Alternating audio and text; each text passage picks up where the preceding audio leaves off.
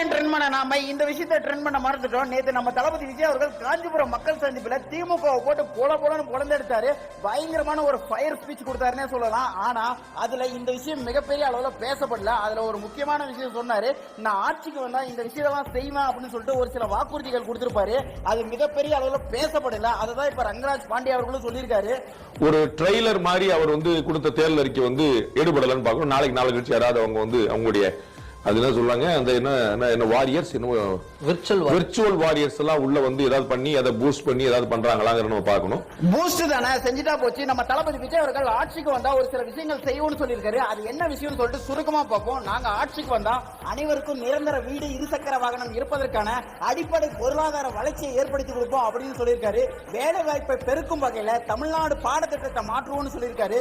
வீட்டுக்கு ஒருவர் கட்டாயமாக பட்டப்படிப்பை முடிப்பதற்கான அனைத்து வழிவகையும் செய்து கொடுப்போம்னு சொல்லியிருக்காரு.